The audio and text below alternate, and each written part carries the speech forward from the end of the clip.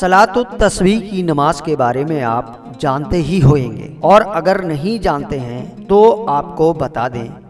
یہ نماز ہمارے حضور پاک صلی اللہ علیہ وسلم نے اپنے چاچا جان سیدنا عباس عنہ رضی اللہ تعالیٰ عنہ کو سکھائی تھی، اور دوسرے صحابہ کرام کو اس کو پڑھنے کی تاکید فرمایا۔ حدیث پاک میں آتا ہے، حضور پاک صلی اللہ علیہ وسلم نے صحابہ کرام سے فرمایا، اگر ہو سکے تو اس نماز کو روزانہ پڑھو، اور اگر اتنا نہیں کر سکتے تو ہفتے میں ایک دفعہ پڑھ لو، اور اتنا بھی نہیں کر سکتے تو مہینے میں ایک مرتبہ پڑھ لو،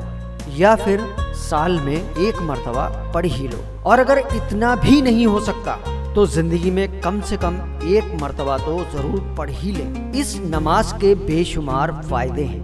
سب سے بڑا فائدہ تو یہ ہے، ہمارے جتنے بھی گناہ صغیرہ کبیرہ جانے میں کیے ہوں، انجانے میں کیے ہوں، اکیلے میں یا دھوکے میں کیے ہوں، سب معاف ہو جاتے ہیں، اور اگر کوئی کام اٹکا ہوا ہے تو اس کے لیے بھی یہ بہت فائدہ مند ہے، کیونکہ یہ نماز ہمارے حضور پاک صلی اللہ علیہ وسلم نے سکھائی ہے۔ بہت سارے لوگ جمعے کی نماز سے پہلے مسجدوں میں پہنچ جاتے ہیں، اور ہر مسلمان کو اس نماز کو ہفتے میں کم سے کم ایک مرتبہ پڑھ ہی لینا چاہیے۔ کل 15-20 منٹ کا ٹائم لگتا ہے۔ حضور پاک کے فرمان کے مطابق سال میں ایک مرتبہ یا اتنا بھی نہ ہو سکے تو زندگی میں ایک مرتبہ تو پڑھ ہی لینا چاہیے۔ اب اس نماز کے پڑھنے کا طریقہ کیا ہے، ذرا دھیان سے سنیں اور سمجھیں۔ بہت سارے لوگ شب قدر کی رات میں اس نماز کو ادا کرتے ہیں، تو اللہ تعالیٰ سے دعا ہے اور آپ سے بھی گزارش ہے کہ میرے حق میں بھی دعا کریں۔ اس نماز میں ایک کلمہ پڑھا جاتا ہے، وہ ہے تیسرا کلمہ، سبحان اللہ والحمد للہ ولا الہ الا اللہ واللہ اکبر۔ اگر آپ پورا پڑھ سکتے ہیں تو علماء نے لکھا ہے آپ پورا پڑھیں، سبحان اللہ والحمد للہ ولا الہ الا اللہ واللہ اکبر ولا حول ولا قوت الا باللہ العلی العظیم، ورنہ اتنا ہی پڑھ لیں، سبحان اللہ والحمد للہ ولا الہ الا اللہ واللہ اکبر، تب بھی نماز ہو جائے گی۔ اب سمجھیں، 4 رکعت کی نیت باندھیں گے، اس میں 300 مرتبہ کلمہ پڑھا جاتا ہے، اور ابھی بتایا گیا طریقہ یہ ہے کہ نیت کرتا ہوں یا کرتی ہوں میں 4 رکعت نماز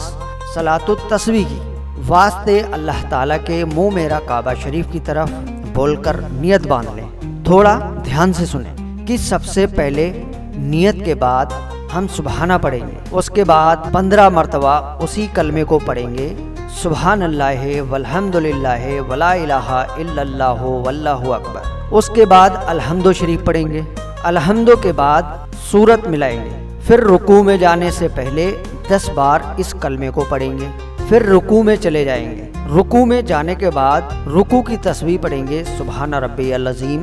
سبحان ربی العظیم، اس کے بعد 10 مرتبہ پڑھیں گے، رکوع سے اٹھنے کے بعد پھر 10 مرتبہ پڑھیں گے، پھر سجدے میں جائیں گے، سجدے کی تسبیح پڑھنے کے بعد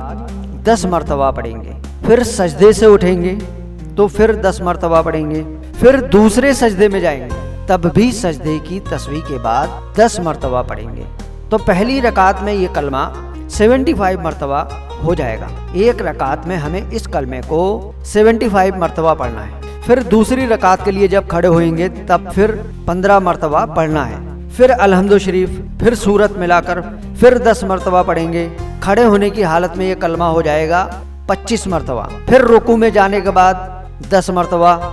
رکوع سے کھڑے ہونے کے بعد 10 مرتبہ، سجدے میں جانے کے بعد 10 مرتبہ، سجدے سے اٹھنے کے بعد 10 مرتبہ، پھر سجدے میں 10 مرتبہ۔ التحیات پڑھنے کے بعد جب کھڑے ہوئیں گے پھر اسی طرح اس طریقے سے ہر رکعت میں ہم کلمہ پڑھیں گے، اور جب 4 رکعت ادا ہو جائے گی تو کلمہ ہو جائے گا 300 مرتبہ، پھر سلام پھیر کر